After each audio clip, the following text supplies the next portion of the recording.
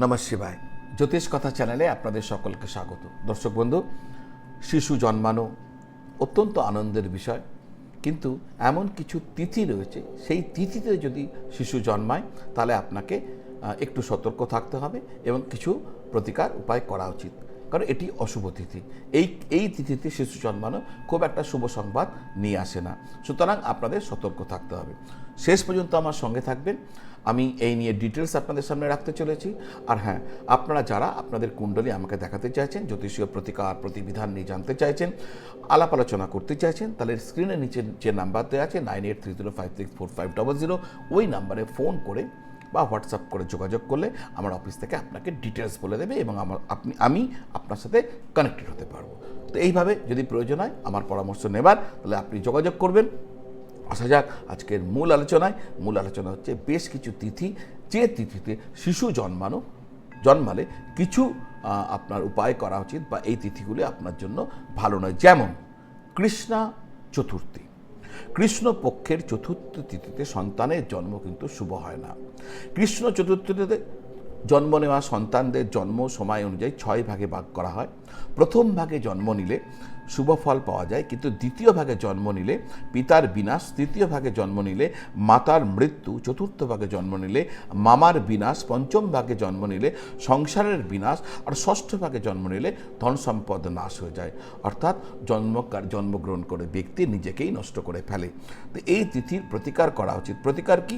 সোমবার উপবাস রেখে ভগবান গণেশ বা শিবের পূজা করা উচিত, হনুমান চালিসা পড়া উচিত, নিয়মিত মহামৃত্যুঞ্জয় মন্ত্র জপ করা উচিত।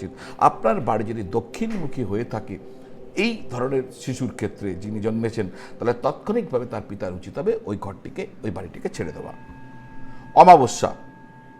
অমাবস্যায় জন্ম নেওয়া শিশুদের জীবন খুব কঠিন এবং সংগ্রামে পূর্ণ হয়।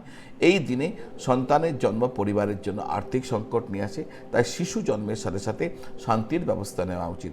অমাবস্যার দেবতা আর্যমা, পূর্বপুরুষদের অধিপতি। অমাবস্যা তিথিতে যখন অনুরাধা নক্ষত্রের তৃতীয় দিন এবং চতুর্থ পর্ব মিলিত হয়, তখন সন্তানের যদি জন্ম হয়ে থাকে তাহলে ওই দোষকে আরও বেশি দোষযুক্ত বলে মনে করা হয়। প্রতিকার: এই দোষ থেকে মুক্তি পেতে পণ্ডিত ব্রাহ্মণের দ্বারা ঘরে নবগ্রহ পূজন করা উচিত। অবশ্যই হোম করবেন, পিতা মাতা ওই হোমে আহুতি দেবে, পূজা শেষে ব্রাহ্মণ ভোজন করাবেন। ভদ্রা বলে একটি তিথি আছে। ভদ্রা ক্ষয় তিথি। ব্যতিপাত, পরিধা, বজ্র এবং যমঘণ্টে সন্তানের জন্ম শুভ নয়। ভদ্রা, ক্ষয় তিথি, ব্যতিপাত এবং পরিধা, বজ্র বা যমঘণ্টে সন্তানের জন্ম শুভ নয়। প্রতিকার: যদি এই সমস্ত জায়গায় সন্তানের এই সমস্ত ক্ষেত্রে জন্ম হয়ে থাকে, সন্তানের জন্মের দিনই শান্তি করাতে হবে। ভগবান বিষ্ণু ও শঙ্করজির পূজা ও অভিষেক করার পর অশ্বত্থ গাছের পূজা করে গাছের নিচে একটি প্রদীপ দান করবেন। এরপর 108 বার ভগবান বিষ্ণুর মন্ত্র পাঠ করে হোম করা উচিত হবে। গ্রহণ সময়কালে যদি শিশু জন্মায়, গ্রহণকালে সন্তানের জন্ম হলে তা অশুভ। এ ধরনের জন্মের কারণে শিশু বা পরিবার রোগ, শোক, দারিদ্র্য ও মৃত্যুর ঝুঁকিতে থাকে। প্রতিকার কি? গ্রহণকালে জন্মের শান্তির জন্য গৃহে শান্তি পূজা করবেন এবং রাহুকেতুর দান করবেন। সংক্রান্তি: সূর্যের 12টি সংক্রান্তি রয়েছে, তাদের মধ্যে কিছু শুভ আর কিছু অশুভ বলে বিবেচিত হয়। গ্রহের সংক্রান্তির নাম হলো ঘোড়া, ধক্ষী, মহোদরী, মন্দাকিনী, মিশ্র ও রাক্ষসী। সূর্য সংক্রান্তির সময় জন্মগ্রহণকারী ব্যক্তি দরিদ্র হয়, তাই শান্তি করা প্রয়োজন। প্রতিকার: এই নবগ্রহের একটি যজ্ঞ করা উচিত। আপনি যদি উত্তরমুখী বাড়িতে থাকেন তবে অবশ্যই মা লক্ষ্মীর পূজা করা উচিত।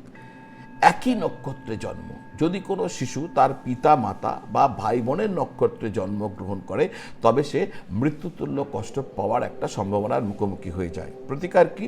ওই নক্ষত্রের পূজা বিদগ্ধ জ্ঞানী পণ্ডিত পূজারী দ্বারা করা উচিত।